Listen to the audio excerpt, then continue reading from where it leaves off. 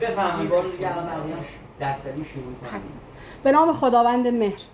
خیلی خوشحالم که امروز در کنار جمع مهربان شما هستم و خیلی خوشحالم که عزیزانی امروز به جمع ما اضافه شدن که باعث افتخار ما هستن. سومین نشست از سلسله نشست‌های شاهنامه رو داریم با موضوع اندیشه‌های توحیدی در شاهنامه. البته این نشست دومین نشست از این موضوع هست که داریم به اون میپردازیم و در جلسات پیش از ابتدای امر در خصوص شاهنامه و در خصوص اینکه چرا شاهنامه برای ما حائز اهمیت هست و نهایتاً اندیشه هایی که در خصوص در واقع افکار و باورهای توحیدی در شاهنامه وجود داره و در واقع اون سلسله مراتبی که طی شده تا امروز رو در خصوص مباحث توحیدی در شاهنامه صحبت کردیم. خیلی خوشحال میشیم که امروز آقای دکتر ریاضی هم برای ما در خصوص شاهنامه صحبت بکنن. اگر که مایل باشن، من صحبت رو خیلی کوتاه میکنم چون امروز قرار نیست که من صحبت بکنم. آقای دکتر ریاضی و پروفسور کریمیان قراره که امروز در واقع در خصوص این موضوع برای ما صحبت داشته باشن.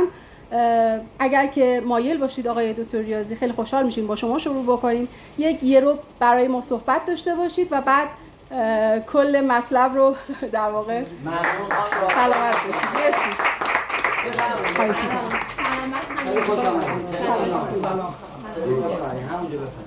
آقای پروفسور شما همچنان تشریف داشتید، فقط شما دو نفر در کار باشید.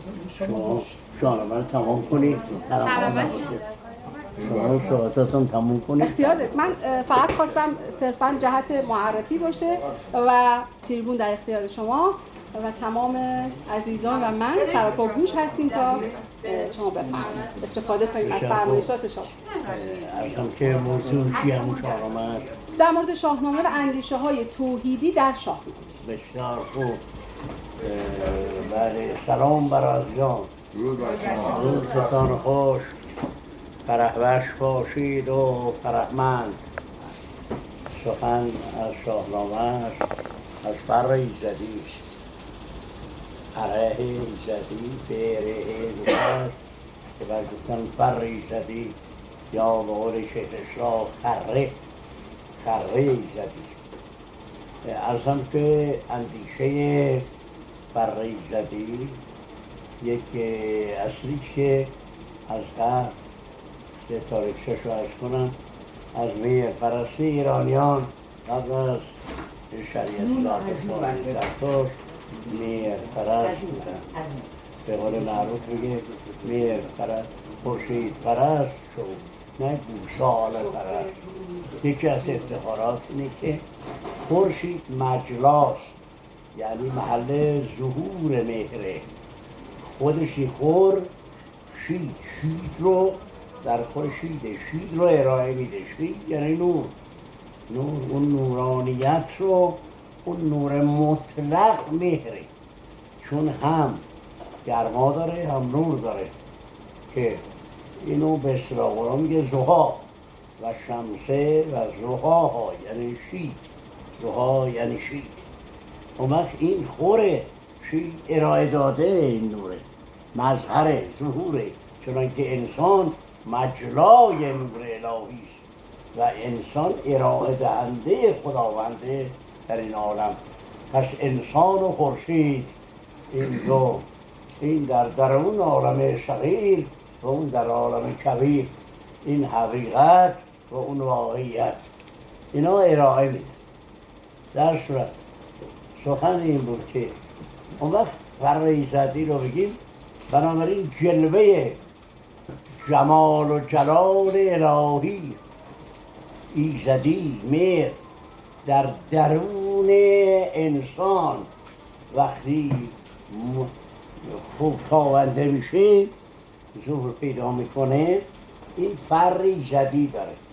از میان اون که کامل هم جلوه جلال باشه هم جمال، میشه فر کیانی، یعنی کیانه، کی بزرگ. و بنابراین برای انسان ها این فر شیانی مخصوص اونهایی که شهریاران بودند و فر ایزدی مخصوص همه. اون وقت کسی که این فر رو داره بهش میگن فرهبخش و فرشید، فرهنگ، یعنی که آهنگ رو داره، فرهاد. تمام کلمه که فر داره ظهور جلوات جمال الهی در این وجوده. بعد از اسلام ایرانیا برای اینکه همین فرهنگش کنن این کلمه رو داشتن ولایت الهی، یعنی کنت مولا فاضل، هر که من فر ایزدی دارم علی هم همین فر ایزدی رو داره. بنابراین نام ولایت برش گذاشته شد. دیگران اینو حس نمی‌کنن یعنی چه، ولی ما میفهمیم چون باش عجینیم. در صورت مهر پرستی که در واقع مهر یه چیزی نیست که ملموس باشه، یه چیزی نادیدنی نیست. مهره خورشیدی که ملموسه، خداوند ملموس نیست، انسانه که ملموسه. بنابراین انسان حق است، انا الحق. انسان میتونه بگه انا الله، انسان میتونه بگه انا الحق، چون ظهور اوه، ظهور تامه الهی در انسانه. خلاصه تا بعد میایم به، اما این عزیزان مهر پرستان یک طریقت خودشون رو داشتن که افراد می آمدن در سیر و سلوک. سیر و سلوکاشون به این صورت، اولا که اصولا در سیر و سلوک حیوانی نمیخورن. همینو فیثاغورس یاد گرفت و در یونان اجرا کرد که سماعین و صدیقین بودند و اینا از ایرانیان آموخته بود. حیوانی نمیخورن. اون وقت در این دوران از نزدیکی و نظایر شهوت و غضب خودداری میکنن و عموما بالای کوه و به شعر میپردازن. حالا اینا که بالای کوه به شعر میپردازن که ما در شاهنامه هم داریم که جمشید، یعنی جمشید نوره که در یه جا متمرکز ارائه شده. ما همه میتونیم جمشید باشیم. شید مهمه. خلاصه ایرانی ها عموما در کوه البرز، یعنی جایی که برزواراش بلنده، یعنی بالا.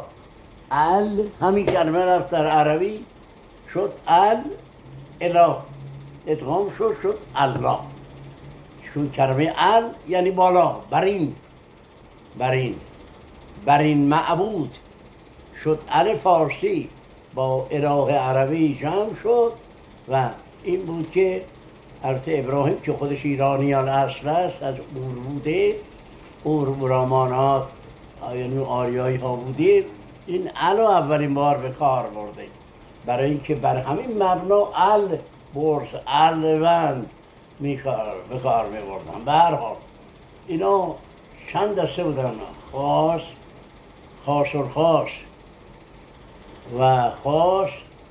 و عام. سروش اول یا خروس اول رو میگن خروس اول که میخواند خاص میرفت بالای کوه.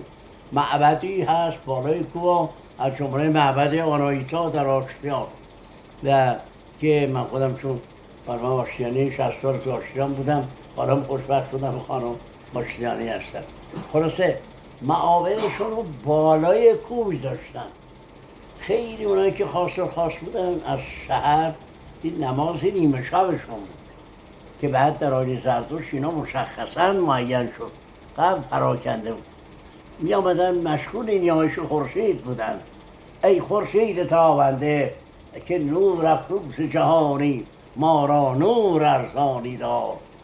به همین ترتیب بعد مناجات سحرشون که تمام شد، خروس دوم میخوان که سپیده صبح باشه که روشنایی قلب و درونه، که حالا اگر خواستم توی عرفان اسلامی برم این 6 مرحله سحر رو بهتون خواهم گفت. 6 مرحله تکاملی روحانی از سحر تا روز موجود است.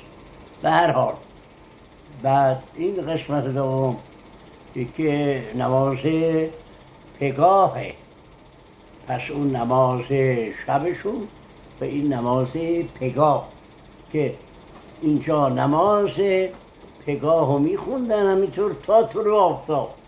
طلوع آفتاب هم سلام به خورشید میدادن. خروس سوم مال عام دیگه همه باید بیان، همه بخوام بیان میان یا نه به دنبال کار. بنابراین اون وقت اونایی که اهل سیر سلوکن در بالای کوها، در غارها، در بالای کوه وقتی میگه سیمرغ یعنی انسان کامل، سیمرغ یعنی بنزه 30 تا مرغ، 30 نوع منش صفتی و خوب صفت رو داره. اصلش هم مثل که عرض کردن سیمرغ سعین شاگرد مرید 100 سال بعد از زرتشت آمده و در کیش زرتشت بوده است. ایشان فلسفه حکمت سیمرغی یا حکمت خسروانی یا حکمت پهلوی رو بران گذاشت که سیمرغ بر روی براق کرد می نشیند و یه پروالش مشرق و مغرب گسترده است. در صورت مهرپرستی مراتبی داشت. یکی از مراتبش که من الان یادمه شیره، یعنی به مرتبه شیری میرسید. شیر خدا و رستم دستان ما رسید. این مرتبه شیری، این پرچم شیر ما عظمتش مربوط به چند هزار سال پیشه، یعنی قبل از 2500 سال پیش. و میترایستی که بعد همین مهرپرستی رفت اروپا، اسمش شد میترایستی، میترا، مهر میترا. و الان در همه اکثر کلیساهای اروپا میره، ترکیه جای دیگه عکس میترا هست، یعنی میترا و درویشتون به همین ترتیب. خلاصه این هم بعدش مقام خورشیده، خورشید و شیر، این دوتا. خورشید که مظهر مهره و خورشید شیر که انسانی است که در مرتبه کمال، در مرتبه شجاعت و مبارزه در حد شیره. شیر میدونی موجود با انصافی است، در عین حال که شجاعت داره مروت داره. بله، در شجاعت شیر ربانی استی، در مروت خود ندانم کیستی. بنابراین اینم نماد مهرپرستی است به نام شیر و خورشید، تا اینکه حضرت اسپتمان زرتشت که او هم قبلش بر همین آیین مهر بوده است. بله، لطفا فرمایید. ایشان بعد از حالاتی که داره اشراقی داره 7 سال در کوههای به قولی آذربایجان، آذربایگان، آذربایگان یا در بلخ، این اختلاف آیا در آذربایگان ایشان دادگاهش بوده است یا در بلخ. خلاصه ایشان 7 سال در بالای کوه در ایران معمول بود و در شاهنامه هم در مورد جمشید میگه یه طبقه هستن کوه‌ها عبادت میکنن. حالا اینا رو گویا کاتوزیان میگفتن یا اینا یادم نیست.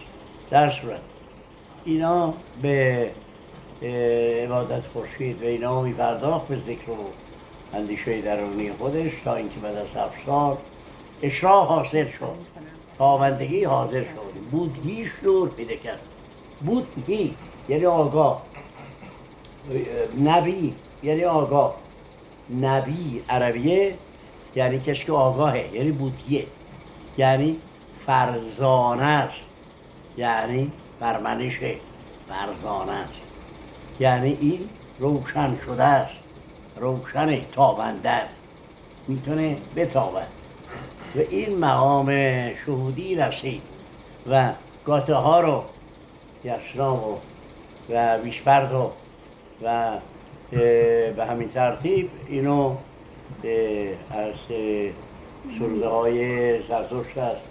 بعدش 7 سال دیگر به قولی 40 روز دیگر رفت باز بالای کوه که بعد موسی از زرتشت پیروی کرد همین کار رو کرد رفت شریعت آورد شریعت زرتشت پس در طریقت مهرپرستی و نیایش‌های عاشقانه در بالای کوه رفتن و این سیر سلوک طریقتی او بوده. حقیقت سیمرغی و حکمت روحانی و اشراقی بوده. شریعت زرتشتی بوده است که خودش خدای را با 19 نام میخواند و به معتقد به معاد هست، رستاخیز هست و اسلام معاد رو از زرتشت گرفته. پر سرات یا پر جینوت از زرتشت آمده، نماز پنجگانه از زرتشت آمده، یعنی نماز شب، نماز بامدادی، نماز پیشین، ظهر نماز پسین، نماز خفتن، یعنی با خورشید عبادت میشه و رو به خورشید میشه. و من شخص خودم که مسلمانم و شیعه و صوفی به سوی خورشید نماز میخوانم. چرا؟ برای اینکه این خانه است که من نمیدارم چیه خیره یه رو خشته، ولی خورشید انوار الهی است که در عالم پخش میشه. ولی این 5 نماز ما از زرتشت گرفته شده و پگاه برخواستن و سحر و اینا برحال میاد در آیین زرتشت.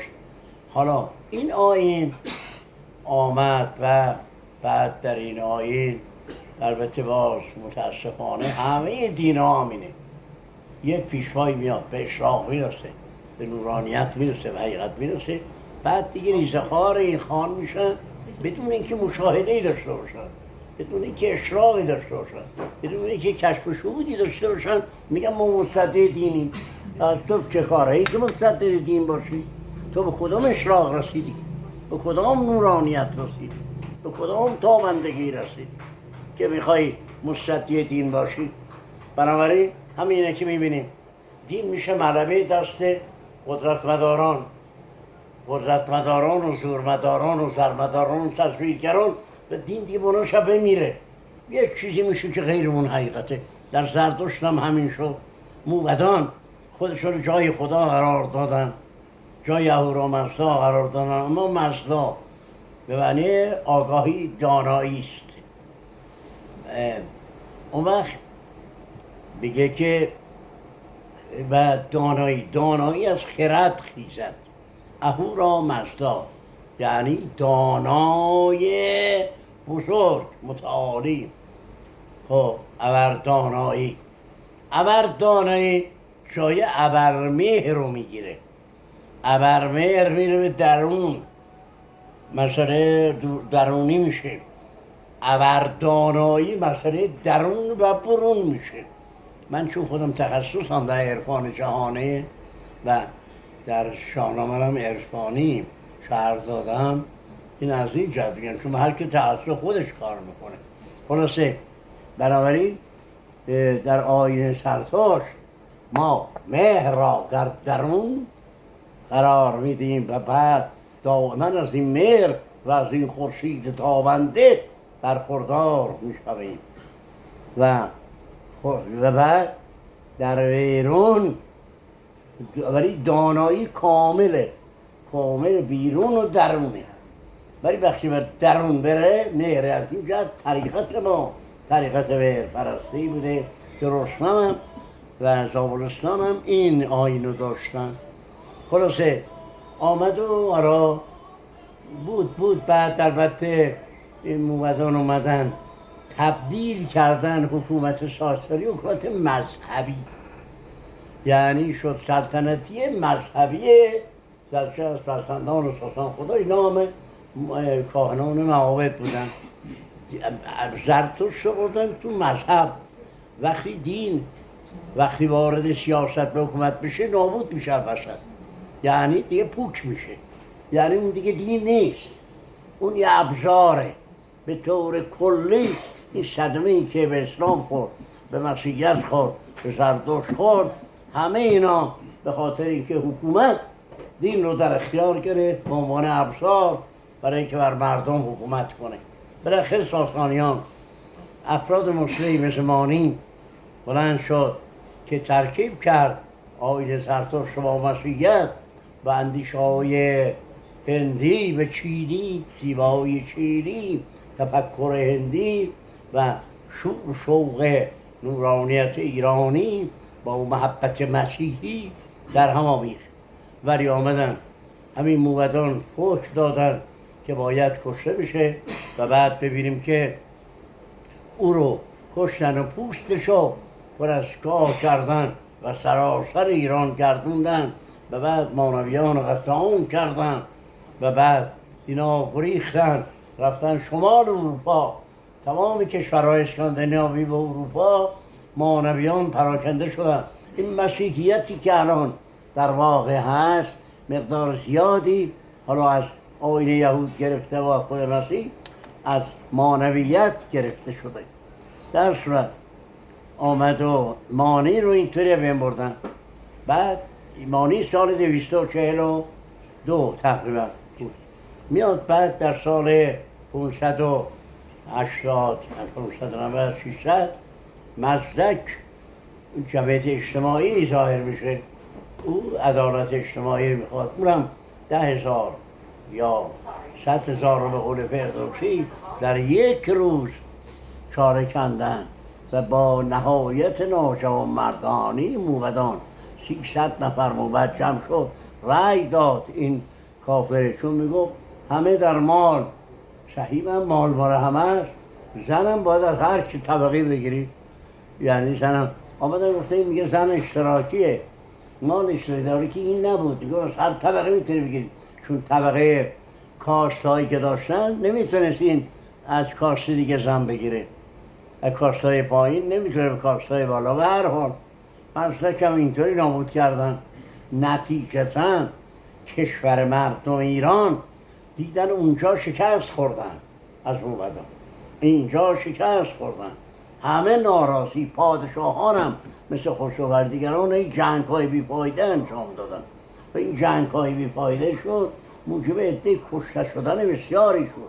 چرا اینکه خود آذرمیدخت که مدت حکومت کرد سر فرخزاد رو دستور داد ببرن، برای اینکه فرخزاد ازش خواستگاری کرده بود. گفت که هستی که از من خواستگاری کنی؟ در حالی که کل سردار سپاه ایران بود فرخزاد. رستم فرخزاد دیگه دلی نداشت برای این حکومت کار کنه، چون که الان برای این حکومت دل ندارن که دیگه آدم کار کنن. همه اینا ظاهرا هستن ولی باطن دیگه نیستن. در اونجا هم همین شد و اینا دیگه نمیخواستن. میگفتن برای چی؟ اصلا مسئله اینا مسئله کل انسان ها مسئله. خلاصه از راه شکست خوردن و چه بدبختی آمد که کلن زبان ما اون زبان عربی رو، فرهنگ عربی رو به جای اسلام فرهنگ عربی رو بر ما مسلط کردن، استعمار عربی بر ما مسلط شد. البته این عده‌ای بودن که بسیار کم که از اسلام یه حقیقت روحانی و معنوی که میتونستن گرفتن، چون ایرانی‌ها بسیار روشنن. همین الان در دنیا بی‌نظیرن ایرانیان از نظر اندیشه و تفکر، شاید در دنیا بی‌نظیر باشه. من همینو با آقای کرینگتون گفتم فکر نکن ما ایرانی‌ها اینطوره. ما ایرانی‌ها امپراتوری فرهنگی در دنیا داشتیم و بعدم خواهیم داشت و تا ابد ما خواهیم داشت. تا یک ایرانی زنده است شما نمیتونید فرهنگ ما را بین ببرید، به هیچ وجه نمیتونید. ما زنده بدانیم که آرام نگیریم، موجیم که آرام شما در عدم ماست. نهضت‌هایی بعد شروع شد، اکثر نهضت‌ها شکست خورد سیاسی، تا اینکه از قرن سوم چهارم نهضت‌های فرهنگی شروع شد. در این نهضت‌های فرهنگی بزرگترین سهم نهضت شعوبیه داشت. شعوبیه یعنی ملیگرایان که فرهنگ ایرانی رو برتر از فرهنگ عرب می‌دانستند و به برتری فرهنگ ایرانی بر عرب قائل بودند و اینا رساله‌هایی می‌دادن، شبنامه‌هایی می‌دادن. یه دسته دیگه پیدا شدن اخوان مصطفی اخوان و صفا کسانی که مثلا فلسفه ایرانی رو با فلسفه یونانی آمیخته بودن ارائه میدادن، شبنامه هایی میدادن که 800 تا رساله هست که در بریتیش میوزیوم در انگلستان هست، در ایران هیچیش نیست. اون وقت از طرفی صوفیه پدید اومدن، صوفیه خراسان یعنی عشق، صوفیه عاشقانه، زاهدان مال مکتب بغداد بود، عاشقانه مثل بایزید بسطامی، مثل ابوالحسن ابوسعید ابوالخیر، مثل ابوالحسن خرقانی و به همین ترتیب میاد سنایی، عطار، مولانا و دنبالش میاد. یعنی اون معنویت عاشقانه که مبتنی بر معنویت ایرانی عاشقانه هست و حرکت کوشش زیبایی است، شادمانی است. این تصوف این از این حرکت بده شد. از سر ملی‌گرایی، تفکر فلسفی و ایرانی که وسیله اخوان صفا آمد، اونم صوفیه. اما تفکری که ما خیلی مانده بود اینجا، ملیت ایران. کلاً باید ببینیم این ملت چه شکست ها، چه پیروزی هایی داشته و چگونه خرد پردازی رو مهم کرده. خرد رو عرب به این بردن، گفتن این عقل اینا به اصطلاح کلاً گفتن عقلا اینا مجوس حاضر امه، یعنی مجوسن، مجوس موقعی یعنی زرتشتی اینا رو ترد کردن. معتزله که همین عقیده داشتن ترد کردن. 100 سال 200 سال بین آشاعره معتزله جنگ بود.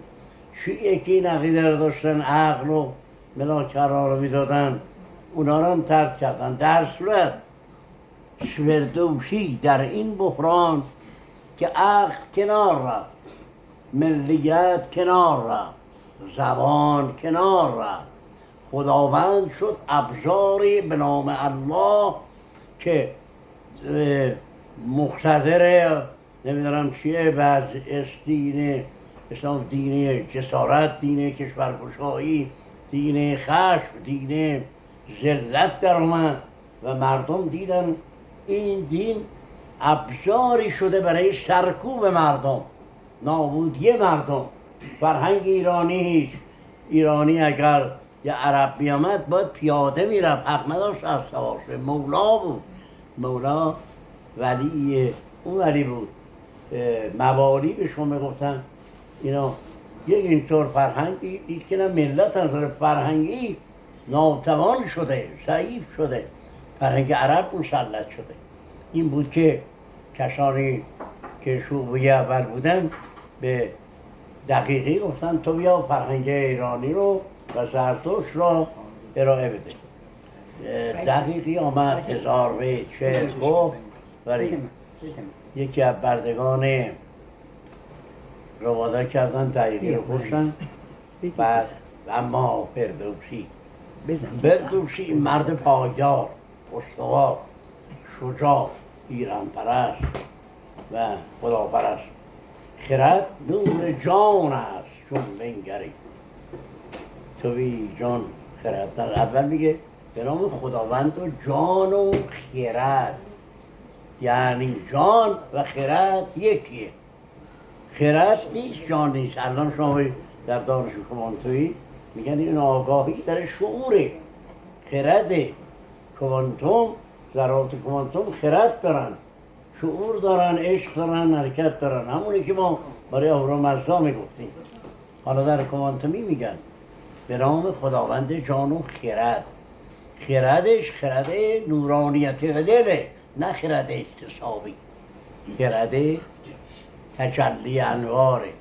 این از خرد، یعنی نور درمون به صورت خرد ظهور پیدا میکنه. خرد نور جان است چون بنگری تو نور جانا و جهان نسپری. بعد پس آنچه که اینجا عمل شد در مقابل شریعت گفتن هرچی شریعت بگه اصله اومد، اصل خرد. یکی از بزرگترین شاهکار فردوسی خرد رو مقابل شریعت قرار داد. شریعتی که به خرد ناشناس بشه اون شریعت دروغه، اون نیست. ما ورده به خرد ورده به شریعت یا ورده به شریعه ورده به خرد، اگه نباشه نیست. و مبحث اصلی شیعه آغازین هم میشد، چون و قرآن هست با خرد با تطبیقش بده. اگر با خرد تطبیق نداشت اونو قبول نکنیم. این آمد پس یک اصل کلی خرد رو اصل قرار داد در مقابل این خدای جباری که فقط شریعت رو از قرار ده، اصالت رو. یکی دیگه حسن قبح عقلی است.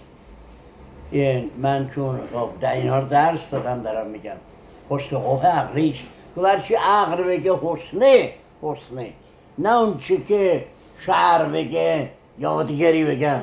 عقل اگر پسید حسنه. پس اصالت رو عقله، روی فعله نه روی فاعل. اونا میگن چون محمد گفت، چون حسن گفت، حسین گفت اصله. اینا میگن چی خرد بگه اصله. این مبنا کلن در شیعه و در تصوف قرار گرفت، حکمت اشراق قرار گرفت. سوم کاری کرد که خرد، پس بزرگترین مسئله خرده. یکی دیگه شجاعتی، شجاعت و دلیری. اونا داشتن اسلامی می ساختن و حتی تصوف بغدادشاه طوری از عرفان، یه عرفان خاکسارانه، ذلتخواهی، ولی این عرفان سرفرازی است، فرزانگی. من در یکی از این کانال‌ها که دارم اسمش نوشتم عرفان فرزانگی، ابر انسانی. ما عرفانی رو ببینیم که انسان در عالم هستیه، نه انسان مقهور طبیعته. هی بیا بگه تو ضعیفم، ذلیلم، خیفم، مسکینم، مستکینم، بدبختم.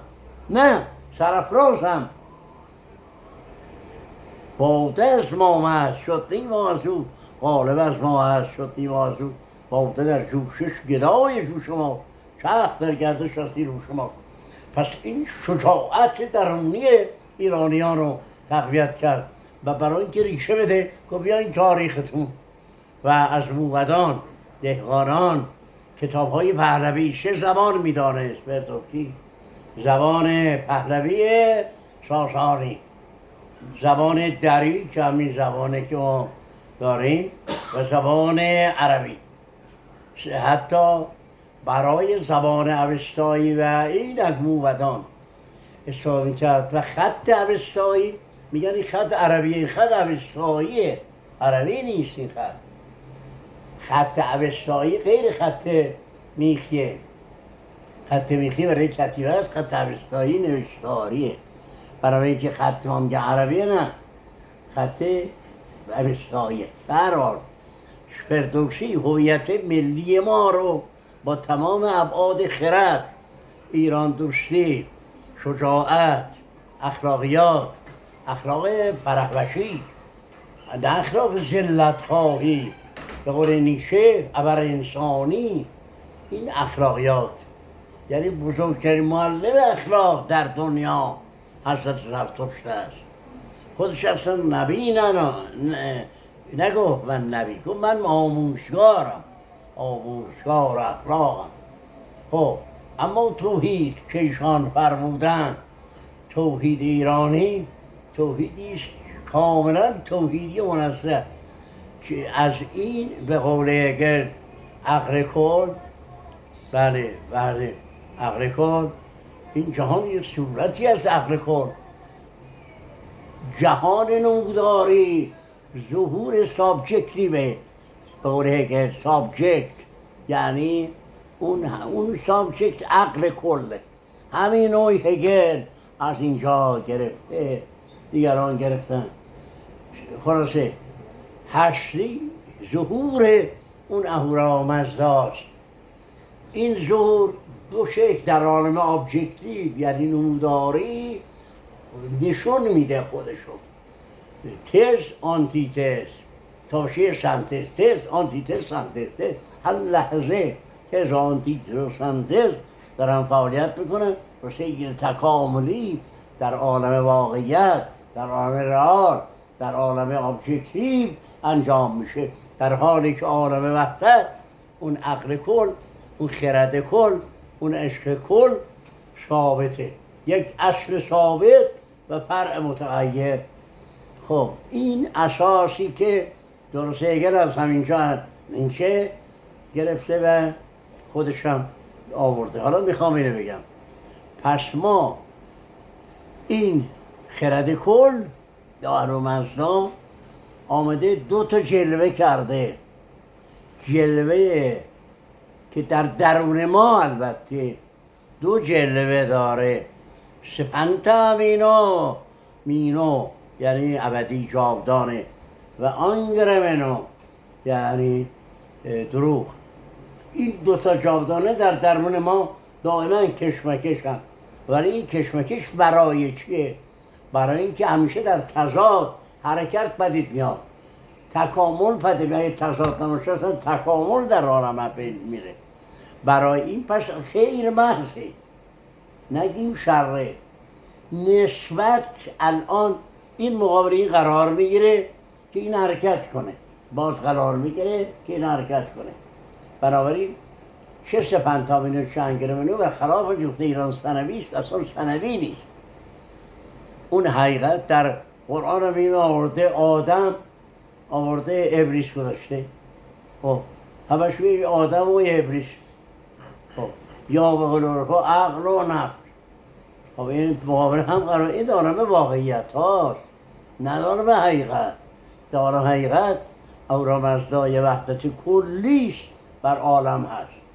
بر صورت آنچه دیگر مکتبی که در شاهنامه در فردوسی اثر کرد، البته شوبیه عمل کشتن، یعنی اما عبدالرزاق آرمای برخی، همه اینا که کمک میکردن فردوسی، همه اینا رو محمود غزنوی که حالا اینقدر تعریفش کردن، دیوان قاضی، همه اینا رو دست داد کشتن پنهانی، ولی فردوسی رو حریف نشد بکشه.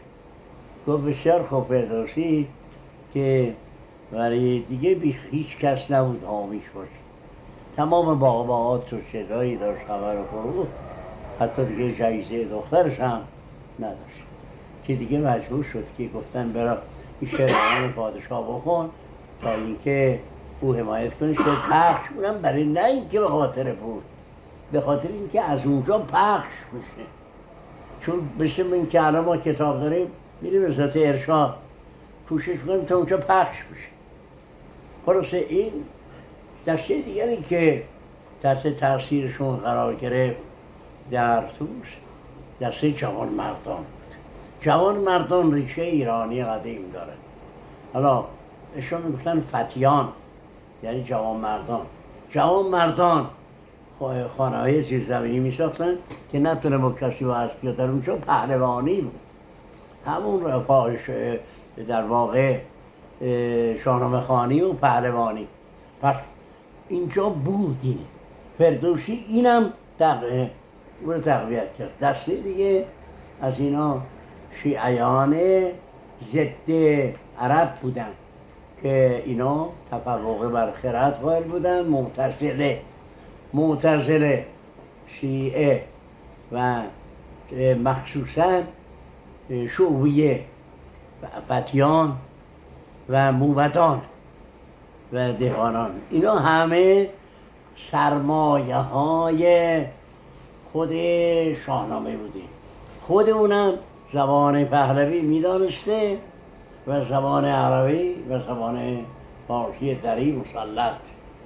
بنابراین ما خب این کار شاهنامه فردوسی عظمت رسید، اما در دنباله این میاد نظامی بزم‌های ایرانی رو ارائه میده. اینجا جنگ‌ها، نبردها، شجاعت‌ها و حکمت خسروانی هم سیمرغی رو به طور مختصر ارائه میده.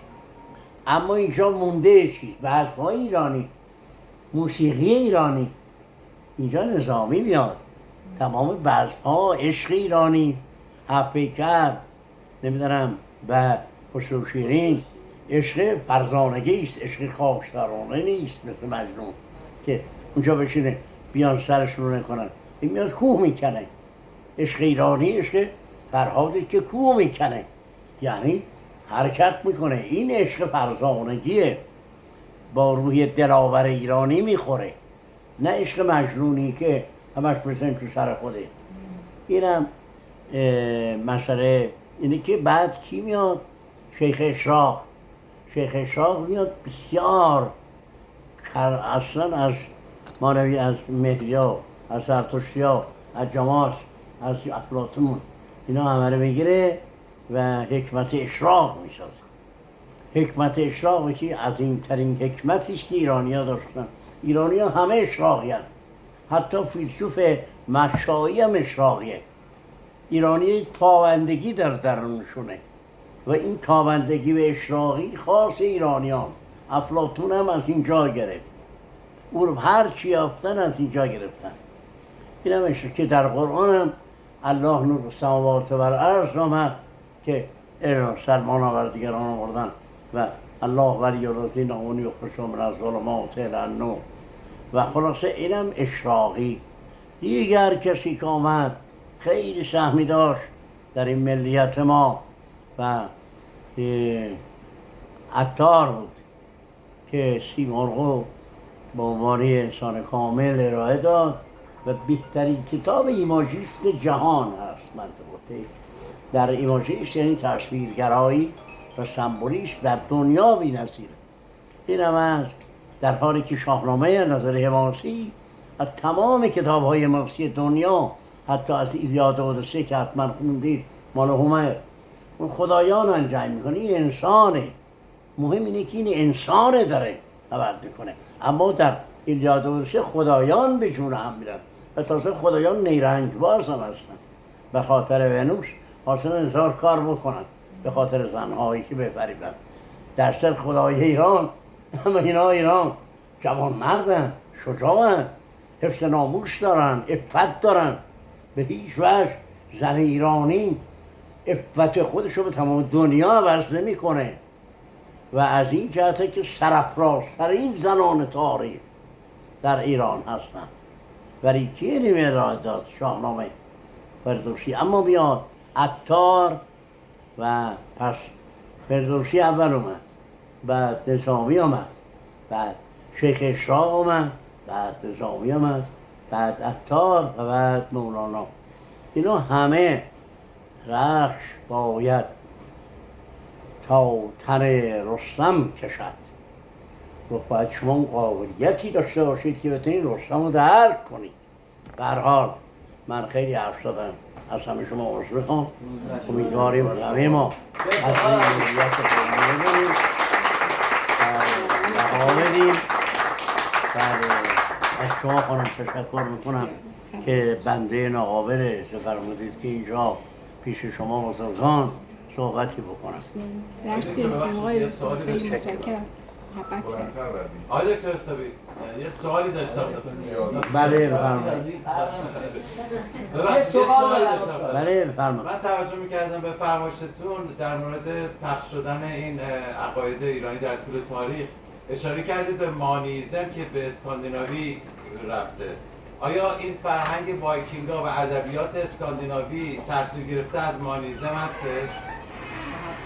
بله خانم، شما دوباره بره من توضیح بده، من گوشم بشه. یک بار دیگه سوالتون رو میتونن حواسم آقای دکتر ببخشید. سوالشون خودشون بپرسن. بله. آره که خودشون متوجه بله بشن. بله. ببخشید آقای دکتر، من توجه کردم به اینکه اشاره کردید که فرهنگ ایرانی که چجوری توسعه پیدا کرد در طول جهان، در طول تاریخ، اشاره کردید که به مانیزم تاثیر گذاشت روی اسکاندیناوی، روی فرهنگ اسکاندیناوی. اسکاندیناوی کل اروپا، غربی و شرقی. و چیزی که عرض دارم اینه که تو فرهنگ ادبیات اسکاندیناوی توی اروپا جزو اولین کشورهایی هستن که ادبیات داشتن در اروپا. بله. و سوالم اینه که این چیزی که اشاره فرمودید تاثیر گذاشته روی اون به اصطلاح اسطوره‌ها و ادبیات وایکینگ ها و ادبیات اسکاندیناوی میتونه تاثیر گرفته باشه از همین مانیزم؟ بله. دنیا در تمام تاریخ ما اول تأثیری که داشتیم ایران به یونان و یونان به ایران.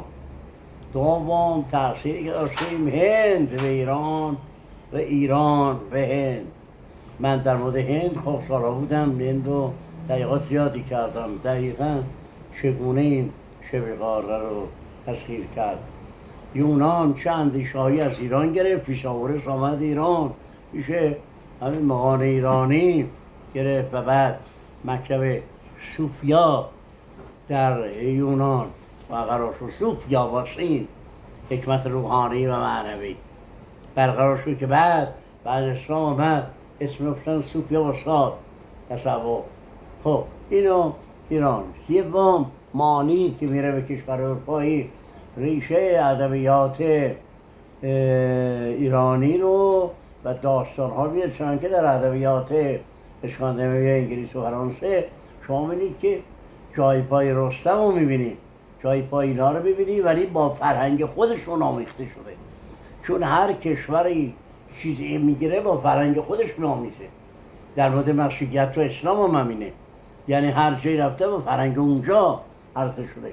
مثلا الان اسلامی که در ایرانه 90 درجه یا 180 درجه گاهی با اسلام عرب فرق داره، چون ملیت ما درون درک میکنه اون چیزی که میبینه بهش سابقه داره.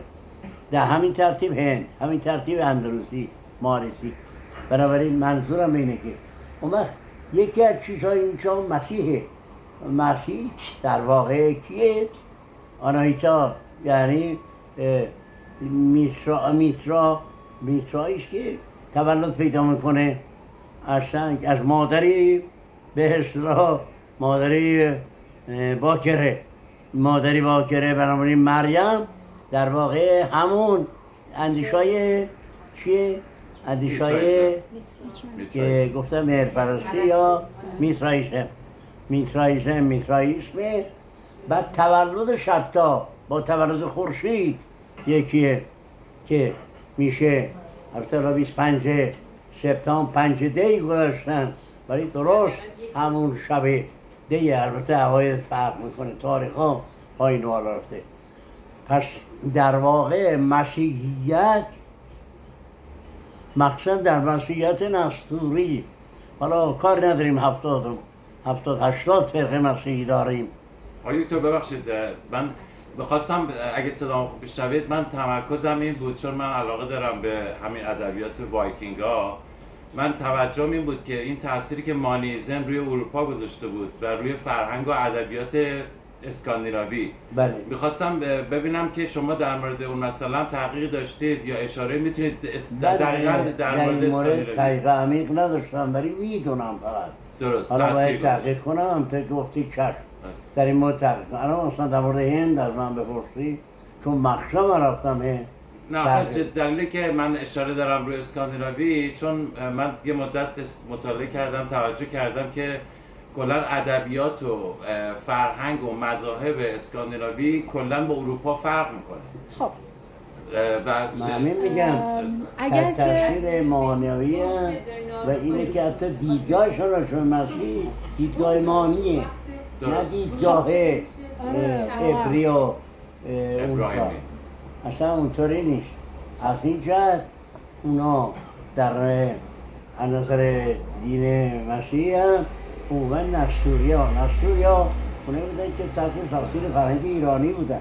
تو ایران هم مسیحیای نستوری خیلی اهمیت داشت. خب دوستان، اگر که اجازه بفرمایید، اگه قرار سوالی پرسیده باشه لطفاً در همون هیته موضوع باشید که از موضوع خارج نشید. آثار کلاسیک اروپا مثل آثار شکسپیر، جنگ و صلح و جنگ تولستوی، آثار کلاسیک و رمانتیک بی‌نوایان ویکتور هوگو، این آثار نگاه کنیم، بریم رد پاشو پیدا میکنیم. آقای علامه جعفری کتاب نوشته به نام مولوی به جانبینی ها، از مولوی البته گفته. 37 مکتب فلسفی در اروپا شروع شد، همه اینا جایگاه در مثنوی دارن. میخوام دونه دونه بگم: هگلیسم، مارکسیسم، اومانیسم، سورالیسم، هر کدوم بگی از مولوی مثال میاریم. مولوی پرورده چیست؟ پرورده همین فردوسی و شیخ اشراق و چه و اون عاشق معروف شمس تبریز. بنابراین اینا همه تاثیر گذاشتن. دستتون درد نکنه. خیلی ممنون. مرسی مرسی آقای خیلی متشکرم. جواب سوالاتو گرفتی؟ سوالی نیست بنده. پروفسور کریمیان، آقای کریمیان، آقای پروفسور کریمیان لطفاً.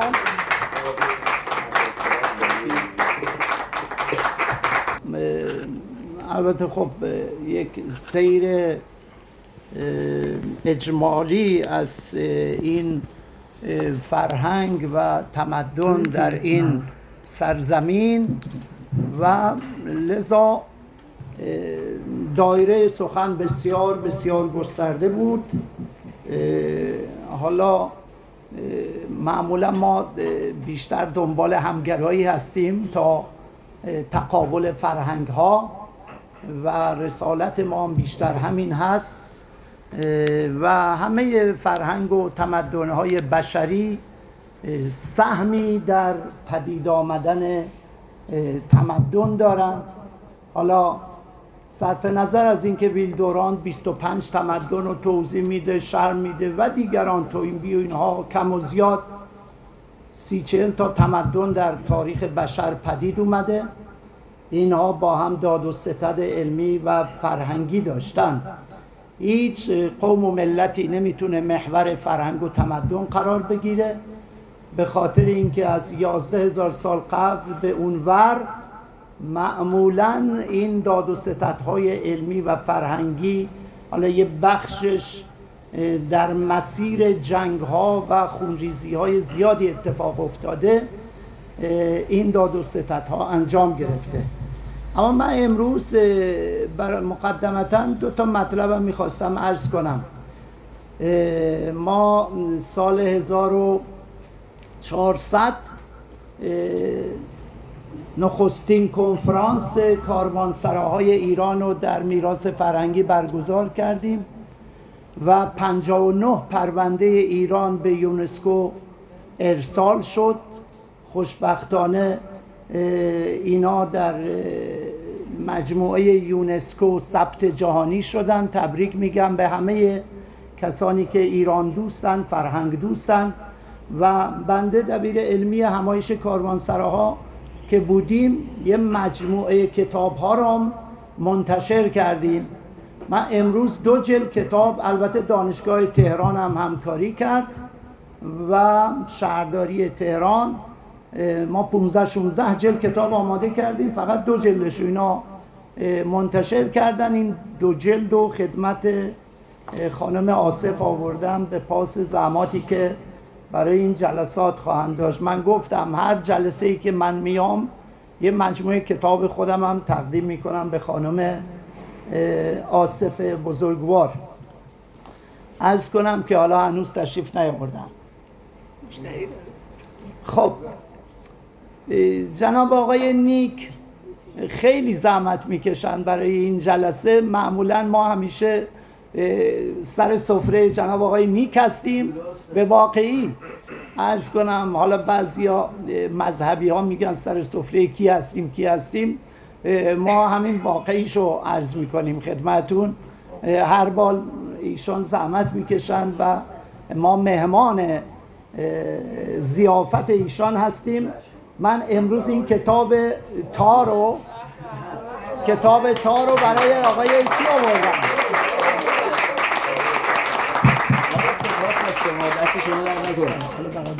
خیلی ممنون از شما، بزرگوار. من خب اولا یه لحظه به من اجازه بدید. من دارم چند تا کار میکنم. بله درست. از اون ور دارم آبگوش رو میرسم که هیچیش نپخته. از اون ور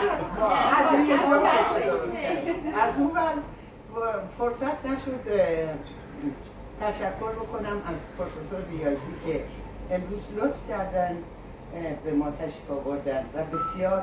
من چون این صحبت ها ضبط میشه بعد دوباره میشنوم، اینی که منو ببخشید و بعد تشکر ویژه بکنم از پروفسور نادر کریمیان سردشتی لازمه برای اونهایی که نمیشناسن من معرفی بکنم. پروفسور 6 تا دکترا دارن. نه اینجوری نیست. و میخوان تا 12 تا دکترا بگیرن و میخوان 400 عنوان کتاب هم بنویسن.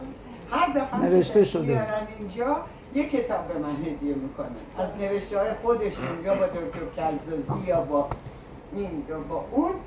ولی حضور همتون بسیار مایه افتخار برای این جای کوچک ناراحت و ممنونم از سرکار خانم که از قزوین تشریف آوردن، خانم تبریزی، محسن که از لوشان آمده تبریز، از تبریز آمده اینجا، کسایی که از تهران آمدن، از جاهایی از همسایگان و گرمدره تشریف آوردن و بسیار بسیار بسیار میدونم که بعضیا گرفتاری دارن، بعضیا مسئله داشتن. امروز مثل آقای دکتر مهندس معماری که رفتن و گفتم خانومم فشارش افتاده، گفتم فوری یه سی رو بذارن چیزی و نمک بریزن رو زبانشون. تبابت هم کردم. بعد گفتم اگر سر راه گرفت دیدن پی گرفت رو با سیب بکوبم بدم خانم کنم، چون من خودم به طور کلی با طب جدید مخالفم. اصلا به طور کلی مخالفم. حالا که بزرگ اینجا و تا الانم دارو نمیخورم. دکتر خانوما زنانم و الان فکر میخورم یه 15 سال 20 سال ندیدم. تازه زیر ماشینم رفتم کله پام شدم، 30 کیلو هم من زیاد کردم. اما من با طب جدید به طور کلی مخالفم. من دستگیر شدم به خاطر تظاهرات علیه کارخانه‌های داروسازی آمریکا. دستگیر شدم توسط پلیس. بله میدونم. یعنی ایشون سالیان دراز فرنگ بودن. بعد من حتی چیزایی نوشتم در مورد تئوری که چه دارو و چه مریضیایی از دهه سال 90 کارخانه‌های داروسازی روش کار میکنن که سالهای آینده این مریضی‌ها در بیاد. ببینید هر یه قرن باید 100 میلیون نفر کشته بشه. یه سال به اسم وبا، طاعون، حالا که کرونا سویه یک، اومیکرون الان هم سویه 3. ولی کلاً من با دارو مخالفم. درست بالعکس همسر من مهندس قوامی که از اینجا تا اونجا دارو داره و این اونو رد میکنه، اونو رد میکنه، اون باعث میشه که بدنش رش بزنه، بره زیر سرم. بعد دیگه آدم سالم زندگی کنه، خوب تغذیه کنه، بعد بشه 100 سال 150 سال مثل روستایی هم. در حال بازم از آمدن همتون سپاس فراوان. به افتخار با آصف هم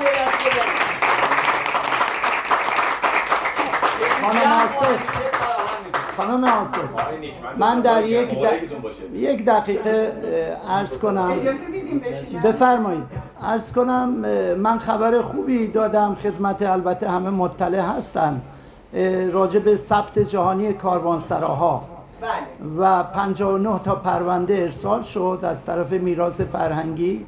ما سال 1400 یک کنفرانس برگزار کردیم، یه بخشش تقریبا نقش ناچیزی هم ما داشتیم برای شکلگیری این پرونده ها. من 2 جلد کتاب از کاروانسراهای ایران رو خدمت شما آوردم تقدیم کنم. یکیش به کوشش بنده است، اون یکی هم که مقدم من روش است به عنوان دبیر علمی. خیلی ممنونم. من هر دفعه که شما به من کتاب میدین این دفعه 2 تا دادن. من باید اینا رو بذارم رو سرم. بزرگوارم.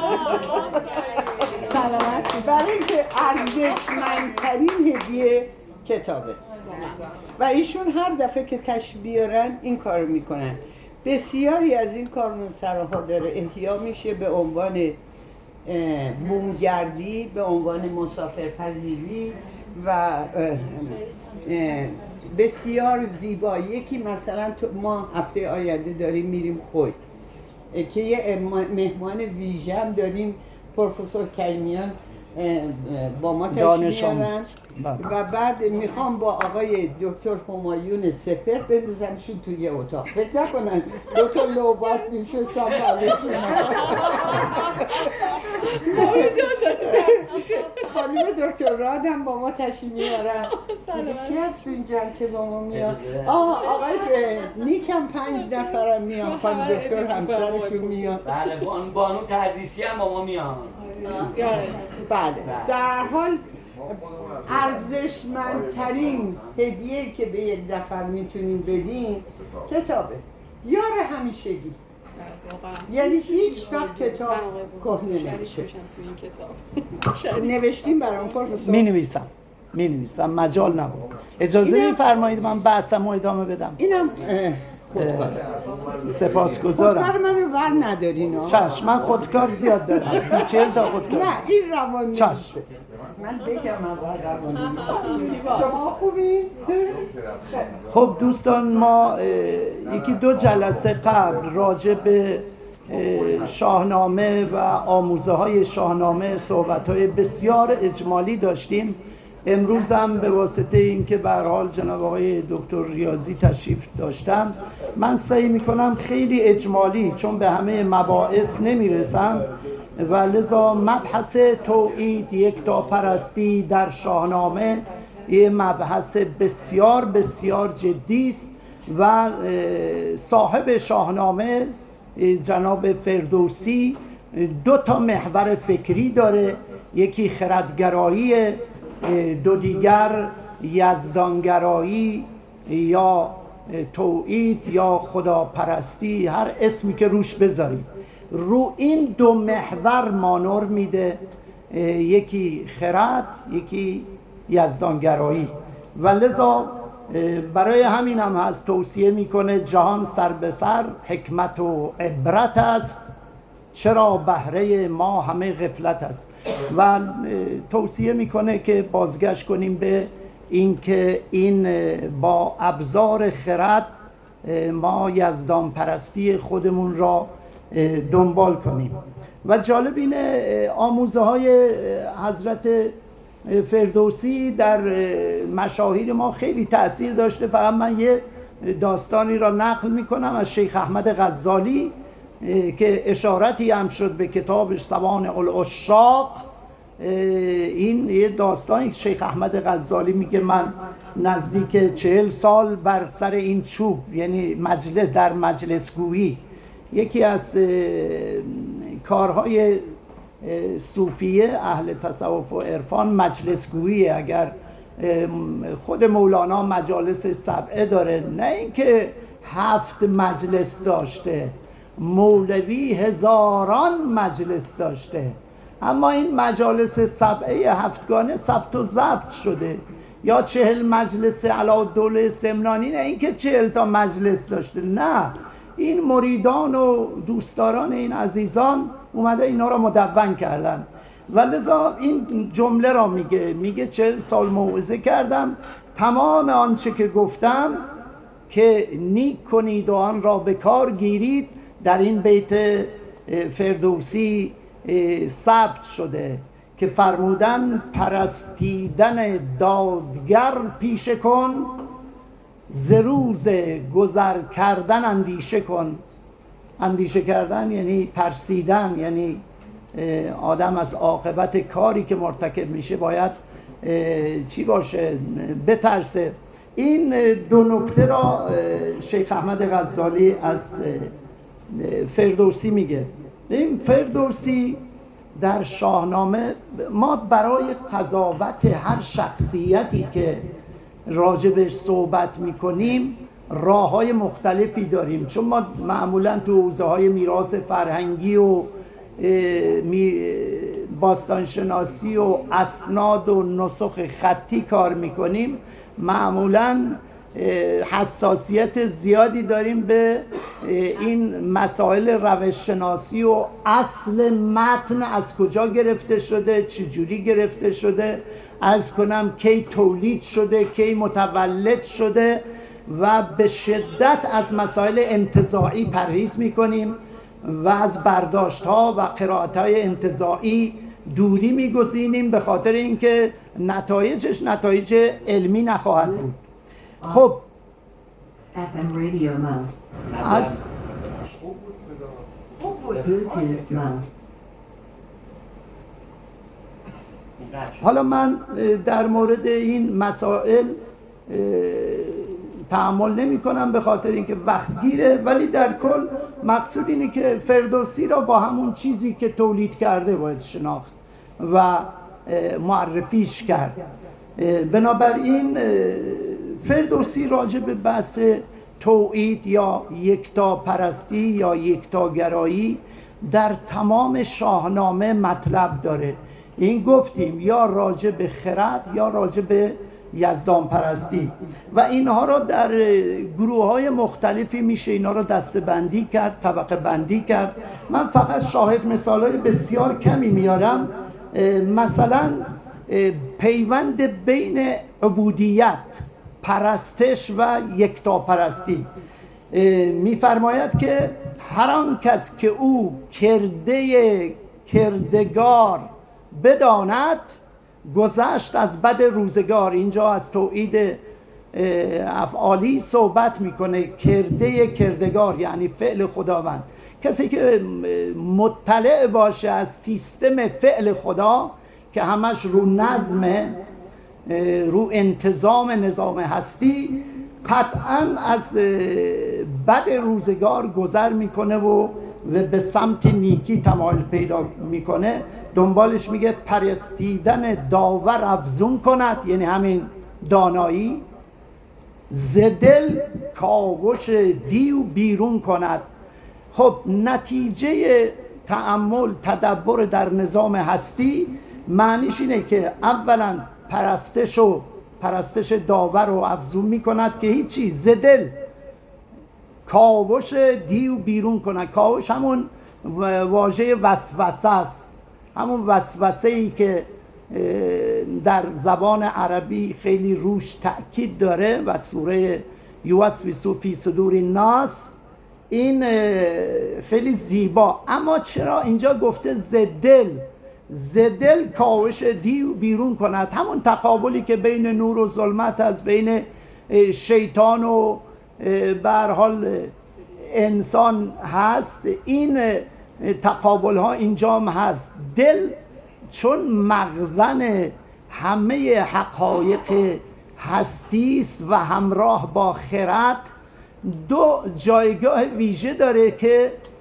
در هم فرهنگ و تمدن اسلامی روش خیلی تأکید شده و هم تو خود آموزه های فردوسی هم تحت تاثیر این فرهنگ اشاره شده. ببین ما داستان جان و خرد هم که به نام خداوند جان و خرد که از این برترند ایشه بر نگذرد، این جان و خرد هم که جایگزین شده برای این مقوله دل، اینا تعاریفی است که در طول تاریخ شما وقتی گذر میکنید از رساله قشیریه، یواش یواش از آموزه های جنید بغدادی و همچنین شخص حلاج و یواش یواش میاد جلوتر تا میرسه به شخصی مثل غزالی که به تفصیل راجع به عجایب دل هم در کیمیا، هم در احیا و هم در سایر کتب دیگرش مثل منهاج العابدین، اینها مفصل راجع به این مقوله صحبت کردند. پیوند بین جان و خرد. برای همینه که در اولین آغاز سخن آموزه های خودش در شاهنامه به نام خداوندی که خداوند جان و خرد هست، تو ذهنش اینه که با فضیلت ترین موجود در نظام هستی این دوتاست. بالاتر از این نمیشه تصورش کرد. یکی جان، دل، دو دیگر خرد. و این داستان جان و خرد همیشه در فرهنگ دوره تمدن اسلامی همیشه تقابل با هم داشتن دیگه. اصلا جنگ بین اشراقی و مشایی سر چیه؟ نمیدونم جنگ عشق و چیه؟ اهل شریعت و اهل تصوف چیه؟ یا اهل طریقت؟ یا کتاب هایی که راجع به عقل و عشق نوشته شده مثل نجم الدین رازی مشهور به دایه صاحب مرصاد العباد، یا دیگران مثل خود غزالی و بزرگانی که یا شمس مغربی، تمام اینها در تقابل بین عقل و عشق، خود احمد غزالی، همینجوری عین القضات همدانی، اینها راجع به عقل و عشق سخن راندن و این عقل و عشق را به هر حال گاهی جنگاشونو بالاخره اهل تصوف و عرفان به نفع دل تموم کردن، به نفع عشق تموم کردن. برای همین هم از یه نکته بسیار خوبی هم اشاره فرمودن آقای دکتر و من در جای دیگه تو سخنرانی هم راجع به ابن سینا که چندی پیش روز پزشک صحبت کردم، گفتم یه خصیصه است که از ابن سینا غفلت شده. در کتاب الاشارات و التنبیهات ابن سینا در اون کتاب، آخر کتابش، یه فصل مفصلی را راجع به عارفان، فصل بسیار زیبایی را اختصاص میده به بحث عرفان و اونجا به عنوان یک عارف داره صحبت میکنه. البته خودشم رسالتون فی العشق جزء کسانی بوده نخستین رساله ها را راجع به عشق شناسی نوشته، اما در اونجا واقعا من همیشه توصیه میکنم کسانی که علاقمند به تفکرات ابن سینا هستن از این بخش غافل نشن که ابن سینا چگونه است به این حوزه تفکر و یا به درستی بگیم حوزه حقایق نزدیک شده که این مسائل رو مطرح میکنه. خب اونجا راجع به زاهد و عابد و عارف و اینها توضیحات بسیار بسیار زیبایی داره. خب بحث سر اینه که ز دل کاوش دیو بیرون کند. خب از دل دیگه، پس معلومه از دل اون عبودیت افزایش پیدا میکنه. همون نکته هایی است که در این فرهنگ و تمدن منعکس شده. یکی هم بحث دانشه. اینجا بحث پرستش بود یا به عبارت دیگر بینش بود، اینجا بحث دانشه و پیوندش با یکتاپرستی. خب در عربی هم هست اول العلم معرفت الجبار، نخستین دانش ها دانش خداست، خداپرستیه. ز دانش نخستین به یزدان گرای، که او هست و باشد همیشه به جای. بدو بگروی کام دل یافتی، رسیدی به جایی که بشتافتی. خب در سیستم قرآنی هم هست هو الاول و الاخر و الظاهر و الباطن. این سیستمی که فردوسی داره بیان میکنه که میگه در دانش است که آدم که مبناش رو خردگرایی، خرده به یزدان که او هست و باشد، همیشه بوده و هست، همیشه به جای. و وقتی ایمان حاصل شد کام دل یافتی. بازم بحث دل اینجا مطرح است با عنوان مظهر حقایق. حالا چه به قول غزالی ما این قلب صنوبری شکل را ازش اراده نمی کنیم، بلکه مقصودمون آنچه که هستی انسان در فضایل و رذایل بهش وابسته است همین دله. یه نکته هم هست که تو حوزه فلاسفه بسیار ورود کرده، بحث روحه، روح شناسی که ما ورود نمی کنیم که فرق بین روح و دل چیست و دل با نفس چه فرقی داره.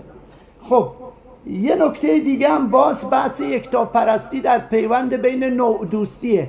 ببین پرستش، عبودیت، یکتاپرستی از دیدگاه خود فردوسی منجر باید به انسان دوستی باشه، منجر به صلح باشه، منجر به چی باشه؟ تفاهم، همزیستی مسالمت آمیز باید باشه.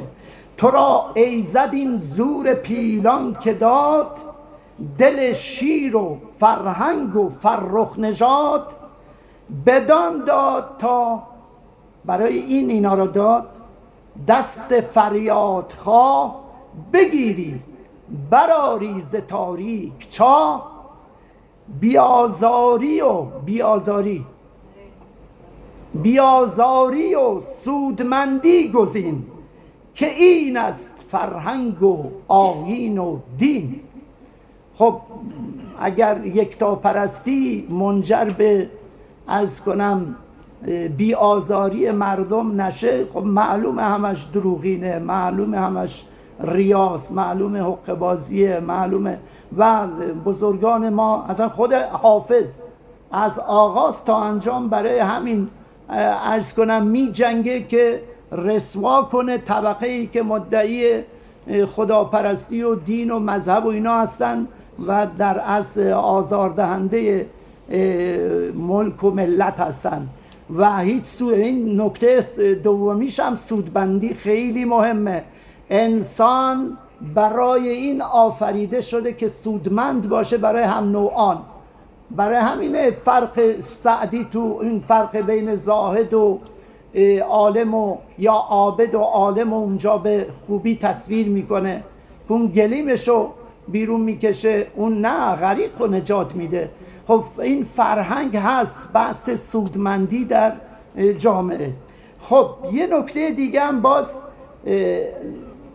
عرض کنم، وقت تمومه؟ نه خیلی وقت دارم؟ بله. اینقدر بحث خیلی گسترده است. یعنی فکر می‌کنید که بحث فریادرسی بسیار مهمه. تو این گفتگوی سام با پسرش زال یه نکته ای را داره. یه نامه می نویسه سام به منوچهر، میگه سر نامه کرد آفرین خدای. خب معلومه همه چی به نام خدای باید شروع بشه. کجا هست و باشد همیشه به جای، مثل اون مصرعه. اما از اوی است نیک و بد و هست و نیست، همه بندگانیم و ایزد یکیست. اوج توحیده. عرض کنم یعنی باید از اوی است نیک و بد و هست و نیست. میدونیم تفکر معتزلی را اشاره فرمودن، اساساً شاهنامه فردوسی به شدت اشعری مذهبه، به شدت گرایش داره به مکتب و تفکر امام اشعری. همه جا بحث سرنوشت در شاهنامه فردوسی یه بحث بسیار گسترده است، خیلی مفصله و لذا اینجا هم هست. میگه از اوی است نیک و بد. خب تو حسن و قبع عقلی اینو نمیگه. تو حسن و قبع عقلی میگه آنچه که عقل تشخیص بده درسته، آنچه که عقل بگه بده. مثلا عقلا میگن مثلا هم جنسگرایی خوبه، پس خوبه. حالا هر چیزی که شما دروغ خوبه، از کم عقل حکم صادر میکنه. اینا چون بحثای هم فلسفی هم کلامیه و مناقشه برانگیزه، ما معمولا در پژوهش و بیان حقایق تفکرات هر شخصیتی تابع آنچه که مکتوب هست. تازه تو مکتوباتش هم خیلی باید با هوشیاری برخورد کنیم. شما میدونید شاهنامه بسیار کتاب بزرگی است، حالا 60,000 بیت کمتر بیشتر، خیلی توش مناقشه هست، این ابیات هست نیست از آغازش تا انجام. بنابراین این میرسونه که جناب فردوسی یک بخشش اینه که آدم متکی به خدا باشه. خب بحث نامشناسی یه بحث بسیار گسترده است. حالا تو بحث فلسفه جالب، به نقد فلسفه هم میره جناب فردوسی. ایا فلسفه دان بسیار گوی، نپویم به راهی که گویی بپوی. خب فیلسوف میگه باید به راه من بیایی. از فیلسوف مشرایی، حالا هر فیلسوف معمولا دعوت میکنه به خودش، از ارسطو، افلاطون، بزرگان فلسفه همه دعوت میکنن به خودشان. سخن هیچ بهتر، این نکته خیلی مهم، سخن هیچ بهتر ز توحید نیست، به ناگفتن و گفتن ایزد یکیست. شما چه بگید چه نگید واحد، توحید یکتاست. فیلسوف چه اثبات کنه با ادله و علت و معلول و نمیدونم چی و اینا، عرض کنم خیلی زیبا گفته، بحث یکتا پرستی و یکتاگویی. این تو منطقه ارسطویی هست، تو منطقه سوریشون هم هست، به هر حال خب تو متدولوژیشون هم 1000 سال اینها اومدن استدلال کردن تا رسیده به شیخ اشراق ما. شیخ اشراق هم اومده باز اون راه دلو رفته، گفته این کافی نیست، وافی نیست، نه اینکه نفی کنه. عرض کنم چون خود ابن سینا هم باز به این نتیجه رسیده که کافی و وافی نیست و عقل انسان چون محدوده و در زمان و مکان محدودیت داره. سپاسگزارم.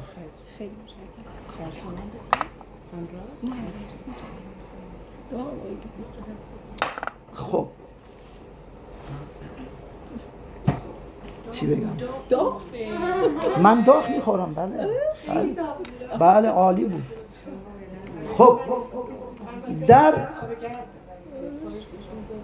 خب خدایی که فردوسی معرفی میکنه عرض کنم متفاوت با راهی است که فیلسوفان میفرمایند. خب البته راه فیلسوف هم راه فرخنده است. به هر حال در تاریخ بشر این همه زحمت از حکمای سبع قبل از اونها تا میرسه به حضرت زرتشت و بویژه در گاساها، اونجا اون توحید ناب و همون چیزی که فردوسی خیلی روش تاکید داره تقریبا گزارش میکنه. آدم وقتی واقعا خود گاساها را میخونه، آدم احساس میکنه داره اپانیشاد رو میخونه یا کتاب هایی که به نوعی در حوزه توحید نوشته شده، یا کتاب مجمع البحرین داراشکوه را میخونه که وحدت بین دین اسلام و دین هندو را اعلام میکنه بر اساس آموزه های هر دو دین و یک نوع همگرایی و وحدت ادیان رو برای ما به ارمغان میاره. و امروزه اگر صلح هندو و مسلمان رو میبینیم یه بخشش مدیون همین آموزه های شخصیتی مثل داراشکوه هست و امید دارم که این جلسات باعث بشه که ما با یه سری شخصیت های کلیدی که در تاریخ همگرایی، همبستگی، همزیستی مسالمت آمیز نقش بسیار بسیار بزرگی را ایفا کردن، ما یواش یواش آشنا بشیم و از اون تقابل ها، از اون ضدیت ها، از اون چیزهایی که باعث میشه که ما را از فرهنگ و تمدن های دیگر محروم کنه ما دوری گزینیم. واقعا من هرچه بگم از یه بخش دیگرش بحث ذکره. ببین این آموزه ها همه در اسلام هست، در عرفان و تصوف هست و جالب اینه ما چون بحثمون پیوند عرفان و تصوف با شاهنامه نیست، این بحث مستوفاست، تمامش برمیگرده به آموزه های صوفیه که خراسان مرکزش بوده دیگه.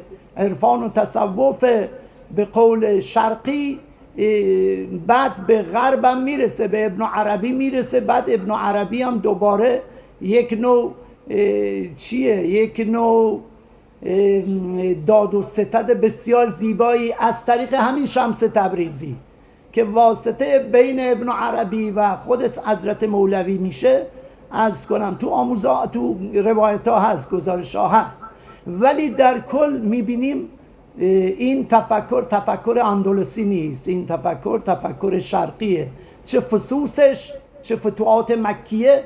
برای همین از 125 شرعی که عثمان یحیی تو اون مقدمه فصوص الحکم یاد میکنه نزدیک 100 تاش ایرانی ها نوشتن، بخش عمدش هم به زبان پارسیه مثل خواجه پارسا. این تفکرات از اونجا مایه میگیره. میگه نخست از جهان آفرین یاد کن، پرستش برین یاد، ذکر بنیاد کن، کس وی از گردون گردان به پای، هموی است بر نیکویی رهنمای، خب این نشون میده که عبادت و پرستش این خدا با ذکر الهی امکان نداره بدون ذکر الهی انجام بگیره. این یا در جای دیگه میگه خداوند نیکیده و رهنمای، خداوند جای و خداوند رای.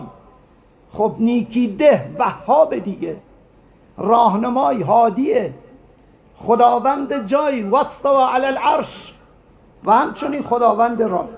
خب خداوند بخشنده و دادگر پره، یعنی شما خداوند مردی و دین و هنر. مردی به معنای جنسیت نیست، جوانمردی. ودود یعنی کسی که کار جوانمردانه انجام میده. مردانه دیگه زن و مرد نداره. عرض کنم و جالب انسان در توحید فردوسی نکته است، میگه کسی که اصلا یزدان پرست نباشه این از مسیر خارجه، کوردله. باز واژه کوردلی را به کار میگیره. میگه نشاید خور و خواب و با اون نشست، یعنی با اون کسی که خدا نشناسه. نشاید خور و خواب و با اون نشست که خستو نباشد به یزدان که هست.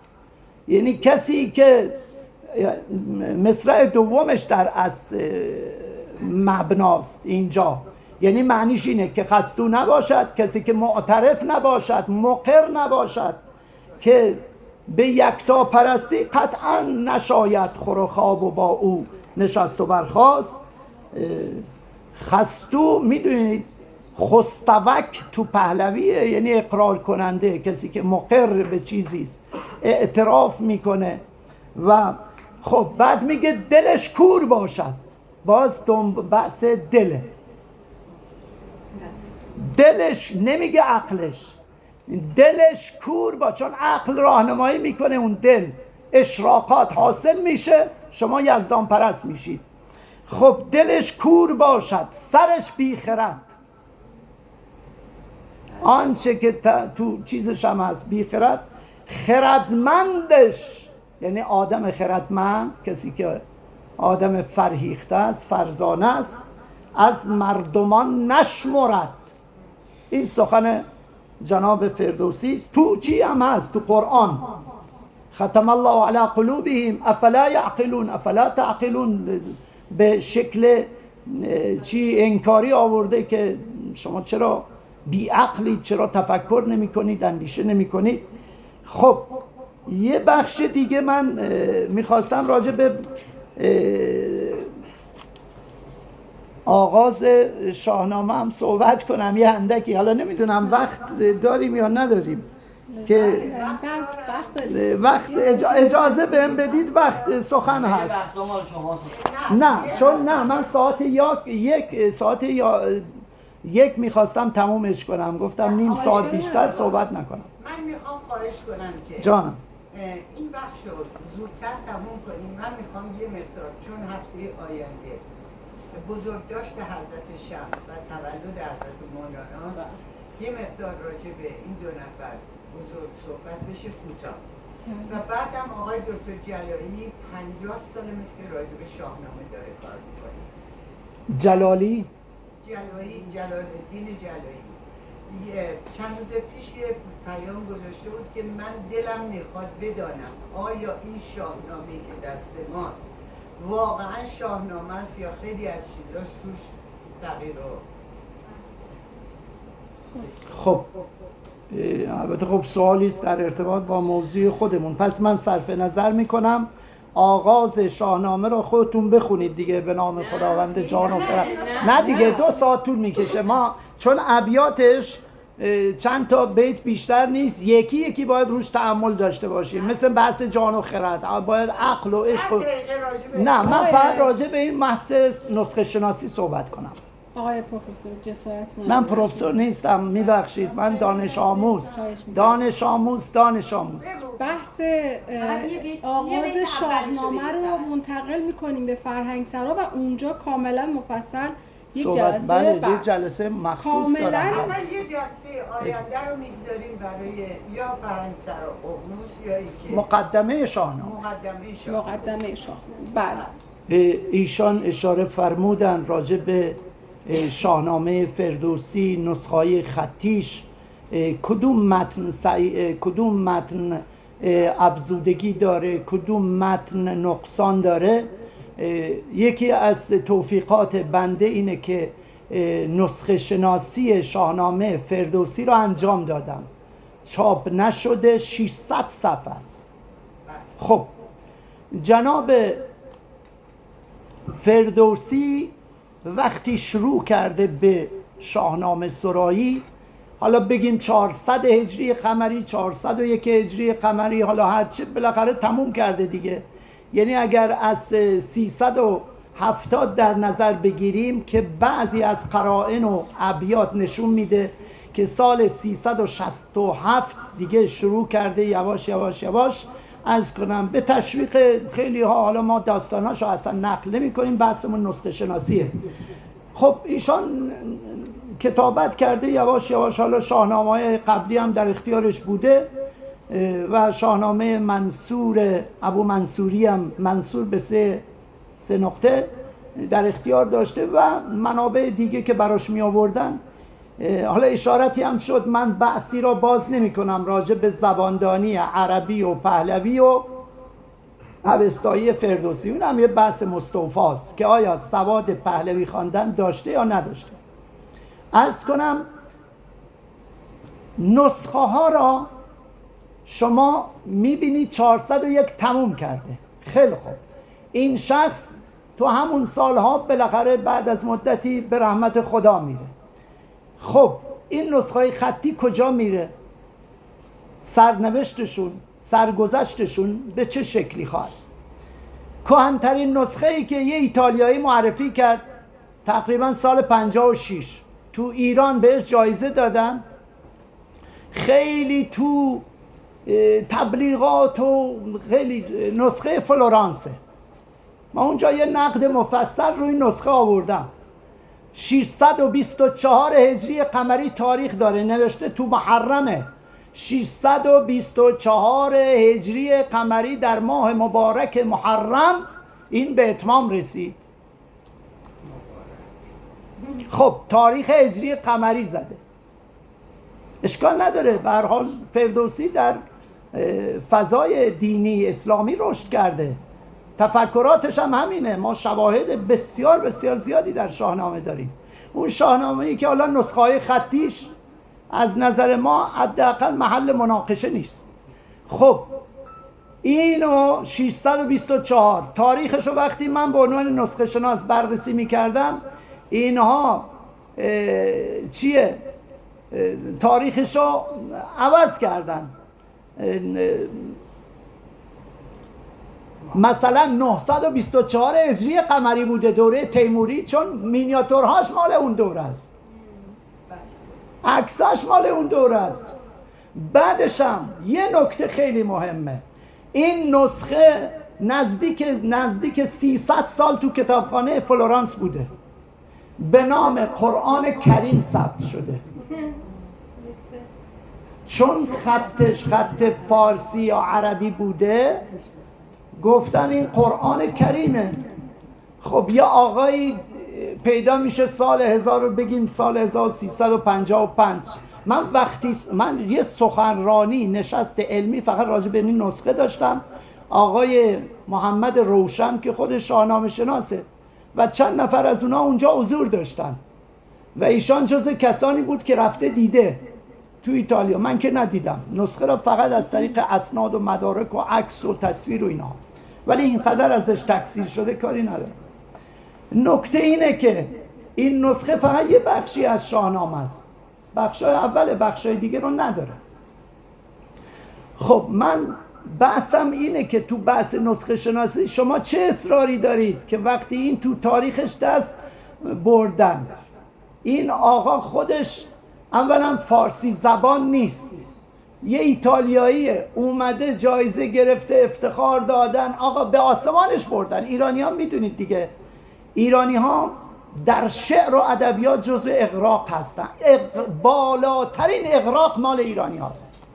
شما هیچ ادبیاتی در جهان نمیبینید به اندازه ایرانی اغراق داشته باشه. مبالغه و اغراق اصلا جزء صنایع هنری ایرانی هست و لذا این تو ادبیات کسانی که پژوهش کردن، کار کردن و البته خب جاهای شما قصایدی که در مدح سلطان محمود گفته شده از فرخی، عنصری، سایر بزرگانی که در دستگاه سلطان محمود بودن، اصلا ببین چی میگن در مورد سلطان. اصلا خود سلطان محمود هم باورش نمیشه به این چیزها عرض کنم و اصلا یا سایر بزرگان دیگر که حاکم بودن و بزرگان ما، حتی خود اون مدحیه‌ای که جناب حضرت فردوسی در مورد سلطان محمود گفته،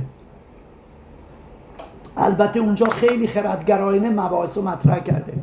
خب این نسخه خطی به عنوان کهن‌ترین نسخه شاهنامه در جهان آقای دکتر خالقی مطلق و دیگران معرفی کردن. البته اول آقای ایرج افشار، بعد آقای مهدی قریب و دیگران در رد و رفض و طرد و نقد این شاهنامه مقالات زیادی نوشتن، از جمله آقای روشن. چون من گفتم آقای روشن، ما فقط بحث متن پژوهی نیست، بحث نسخه شناسیه. این نسخه تولیدش 624 نیست.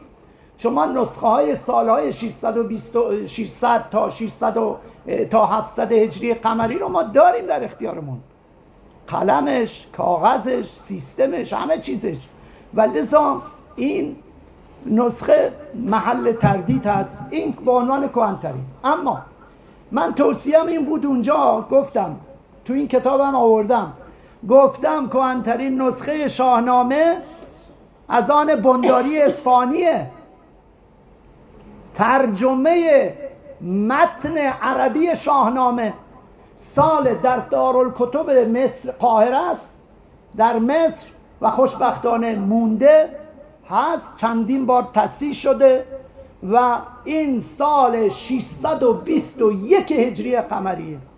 و من به این دوستانم گفتم آقای دکتر خالقی برای تصحیح شاهنامه اول باید به کهن‌ترین متن مراجعه کرد. کهن‌ترین متن موجود راجع به شاهنامه که چکیده اندیشه و تفکر فردوسی را به نثر عربی آورده این کتابه 621. بعد نسخه لندن هست که 676 هجری قمریه. بعد از اون من اونو فلورانس رو بردم دوره تیموری، عرض کنم به دلایل مختلف. حالا شما شاهنامه جدید تصحیح شده، درسته؟ بازم توصیه میکنن انشالله شاهنامه جدیدم دوباره تصحیح بشه دیگه. یه کار گروهیه. البته کار دکتر خالقی مطلق به نسبت ژولمول و عثمانوف، من با عثمانوف 3 جلسه راجع به شاهنامه جلسه در خدمتشون بودم، 90 سالش بود وقتی ایشانو دیدم. عثمانوف بهترین متن شاهنامه را کار کرد، به نام شاهنامه مسکو مشهوره. و لذا شما میدونید تو سیستم مارکسیستی همه چیز به نام حکومت و دولت و همه چیز عثمانوف تصحیح کرده، نام 5 نفر دیگه هم اضافه کردن، 6 نفر بنده خدا تک و تنها. میدونید عثمانوف در شاهنامه شناسی، در سبک شناسی شاهنامه نامبروانه در جهان. یعنی چشم بسته میدونه این بیت مال فردوسیه یا نه. نمیگم هزاران، ولی حداقل 800 نسخه خطی را ایشان از آغاز تا انجام خونده. 800 نسخه، بهتریناش هم تو سن پترزبورگ و مسکو و اصلا خب دیگران کارهای ژولمول و اینا رو هم دیده. خب ایشان یکی از بهترین تصحیح مال عثمانوفه، حالا به رحمت خدا رفت. خب شما حساب کنید، بعد میاین اینجا جلوتر یواش یواش نسخه ها هی اضافه میشه. چقدر فاصله داره با جناب فردوسی؟ حداقل نزدیکه. بنداری را نمیگم، بنداری حدود بگیم 170 190 سالی فاصله داره، فقط ترجمه عربیش فقط 190 سال، اما مبناست برای تصحیح. چون شما، من چند جا بهش مراجعه کردم و جالبه متن عربی را ترجمه نکردم به فارسی، یه نقیصه است. من خودم چند تا کتاب از عربی ترجمه کردم، الحضر مدینة الشمس، معجم الکلمات الاکدیه و چند تا کتاب دیگه، ولی این کتاب یه ادیب میخواست، یه کسی میخواد واقعا بر نصر قرن 6-7 هجری قمری عربی مسلط باشه که بتونه این متن رو زیبا ترجمه کنه. چون میدونید اندیشه از فردوسی و خیلی هم امانت داره، یعنی به قول مرحوم محیط طباطبایی اصلا خیلی دقیقه. میگه من اومدم با ابیات شاهنامه منظوم مقایسه کردم، این آدم بنداری اصفهانی چقدر آدم امانتداری بوده. یک کردم توصیه کرده، میدونید که ایوبی العادل، ملک المعظم العادل الایوبی توصیه کرد شاه. میدونید کردها یعنی شاهنامه یعنی کرد، درسته؟ عرض کنم به قول ابن اسیر میگه قرآن چی هست دیگه؟ قرآن کرد هاست شاهنامه. خب ابن اسیر کرد جزری تو الکامل فی التاریخ اونجا اشاره میکنه داستان ترجمه این شاهنامه. چرا شاهنامه برای جامعه عرب مهمه؟ چرا اهمیت داره؟ به خاطر اینکه داستان رستم و سهراب در بازار حکاز قبل از اینکه پیامبر اکرم ظهور کنه این تو بازار حکاز خوانده میشد، به خاطر اون سیستم تجارتی که ایران با حجاز داشت. مکه، مدینه 2 مرکز تجاری بودن. خب اونجا مرکز دانش بود مکه، برخلاف مشهور میگن 40 تا باسواد. یعنی چی؟ شهری که 3000 سال سابقه داره، 3000 سال سابقه تمدنی داره. ما باید مطلع باشیم. من دانشگاه تهران باستانشناسی درس میدادم، آقایون میگفتن تخت جمشید مرکز جهانه. باش، مرکز جهان. بچه ها را هر سال، من 6 سال این کارو کردم، 90 نفر 2 تا اتوبوس بیشتر خانما بودن، میبردم ترکیه، سوریه، لبنان. این در داخل پرانتز یه خاطره است دیگه. اینا را بردم برای اینکه معماری جهان رو ببینن. وقتی اونا را بردم تدمر، شهر پالمیرا یا تدمر، 4 کیلومتر، فقط 4 کیلومتر آثار تاریخیه که داعش افتاده بود با بولدوزر و مرحوم دکتر ایوبی را که از نسل ایوبی ها بود، کردم بود، اونجا رئیس مجموعه بود، مجموعه اونو سر بریدن. یه باستانشناس بود، کتابش هم به من تقدیم کرد به نام تدمر، هم به عربی هم به انگلیسی نوشته بود. عرض کنم من وقتی بچه ها را بردم معبد بعل که خدای بزرگ بود، به اندازه تخت جمشیده، اصلا باورشون نمیشد. اینا گفتم شما تا مقایسه نکنید، تا معماری 100 تا معماری را مقایسه نکنید با هم، تا 100 تا فرهنگ رو با هم مقایسه نکنید، 100 تا تمدن رو با هم مقایسه نکنید، ما نمیفهمیم چه خبره. تو بحث نسخه شناسی برگردیم به داستان خودمون. تو بحث نسخه شناسی این نسخه‌های خطی رو واقعا من فکر کردم جناب آقای افشار، خدا رحمتش کنه، ایرج افشار، اومده یه سیاهه تهیه کرده تو کتاب شناسی فردوسی. تو اون کتاب شناسی فقط اسم و تاریخ و اینا رو یاد کرده. عرض کنم هیچ نوع اطلاعات کتاب شناختی و هر نسخه خطی 2 ویژگی داره، یکی کتاب شناسیه، یکی نسخه شناسی. عرض کنم اطلاعات اینا رو نداده. تو نسخه های خطی هست کم و بیش، میدونید دیگه، سرعت میگیره، از دوره صفوی سرعت میگیره. و امروزه خوشبختانه کاری که من کردم، نمیگم همه نسخه های جهان رو دیدم، ولی تقریبا میشه گفت 90% نسخه های خطی جهان رو من راجع به فهرستی راجع به فردوسی به ترتیب تاریخ کتابت چون از نظر ما تولید کتاب وقتی است که کتابت میشه، نه اینکه شما بگید روایت داریم بله اوستا در دوره ساسانی نوشته شده. یعنی چی؟ از نظر ما بی‌معنیه. ما نسخه ای از اوستا را میپذیریم که تولید شده باشه، ولی اینکه هزار سال این داستان اوستا سینه به سینه اومده باشه. اون ادبیات شفاهی محترمه.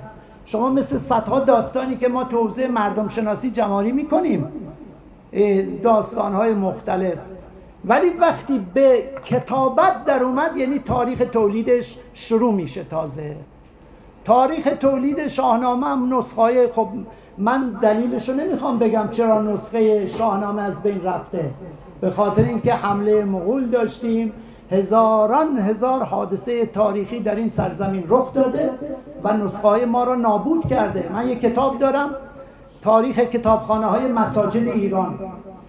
2 مسجد در مرو داشتیم، یکی کمالیه یکی عزیزیه، هر کدوم 12,000 نسخه خطی داشتن. یاقوت حموی در معجم البلدان میگه وقتی من در کمالیه، اولا معجم الادبا و معجم البلدان اونجا مینویسه بر اساس همون کتاب ها و یاد میکنه این کتاب ها کجا رفت، تماما از بین رفت. چرا؟ چون خود یاقوت هم فرار میکنه. سال 615 میره مرو، 616 فرار میکنه، چون یواش یواش دارن می اومدن. خب زبان دیپلماتیک هم بلد نبودن خوارزمشاهیان که سفیر رو نکشند، این بلای عظیم بیشترین صدمش هم بخش ایران دید. و لذا این نسخه ها 100% مرکز چی بوده؟ این نسخه های خطی شاهنامه بوده. و امروزه اگه میبینیم این مشکلات رو داریم، در مورد مثنوی معنوی همینه. در مورد نسخه شناسی من آثار مولانا رو نوشتم، نه فقط مثنوی. و من انشالله اگه توفیق شد راجع به نسخه ها و آثار شمس در خوی اگر راهمون بدن و بلیتم تهیه بشه عرض کنم میایم دیگه در رکاب بزرگان انشالله میایم. و لذا ولی دهم هم یک کنفرانس هست راجع به پیشاهنگان، گفتم باید دهم برگردیم دیگه انشالله. خب دوستان، راجع به نسخه شناسی شاهنامه، حالا شاهنامه های دیگه که مینیاتور دارن، نمیدونم نقاشی دارن، بایسونقوری و نسخه های زیادی، به ویژه در مکتب هرات بسیار نسخه های خوبی تولید شد و هنوز هم در دنیا دموت هست، چی هست اینها نسخه های شاهنامه رو بعضیا پاره پاره کردن به خاطر اینکه بفروشن با پول گزاف. عرض کنم مینیاتورهاشو ببین. کاتبانم میدونید دیگه، کاتب اساسا نقش بسیار کلیدی داره. بعضی جاها دلش خواسته هرچه فردوسی میبخشید به عقلش به این چیزا نرسیده ایشان اضافه کرده، عرض کنم به قول تکمیل کرده کار فردوسی را و از این کارها زیاده. و من 2 نفر رو همیشه معرفی میکنم، یکی مجتبی مینوی، یکی مرحوم محیط طباطبایی. در نسخه شناسی قبل از انقلاب خیلی حساس بودن. فقط در داستان رستم و سهراب 1850 بیت اضافه داریم. مجتبی مینوی این حرفش هست تو کتاب رستم و سهرابش. شما اگر بحث نسخه شناسی باشه ما باید بسیار هوشیار باشیم. این همه راجع به هجویه، مدعیه صحبت میشه، نمیدونم راجع به تمام مشاهیر خودمون، راجع به همه مشاهیر. ببین تو ایران یه مشکلی داریم، شیخ اشراق همه میشناسن، درسته؟ آقای کربن و کی و اینا هم رساله هاشو تصحیح کردن. باورتون میشه بزرگترین شارح این مکتب و یه نفر نمیشناسه؟ یعنی اصلا براش اهمیت قائل نیستن. شهر زوری شرح حکمت الاشراق رو نوشته، شاگردش بوده، نزدیکش بوده، هم مکتب هم فکر. کتاب تاریخ الحکما را نوشته، اونجا افلاطون جزء پیامبران یاد میکنن، ارسطو جزء پیامبرانه، سقراط همچنین. تاریخ الحکما از اونجا، از اون مکتب آورده تا رسیده به شیخ اشراق. میدونین شیخ اشراق چقدر برای افلاطون ارزش قائل. خب نمیشناسن. شناخت ندارن. یا آقای ضیاءالدین دری بود، حکمت الاشراق و ترجمه چیزشو منتشر کرد. همین. حالا من میخوام یک کنفرانس راجع به شهر زوری برگزار کنم انشالله.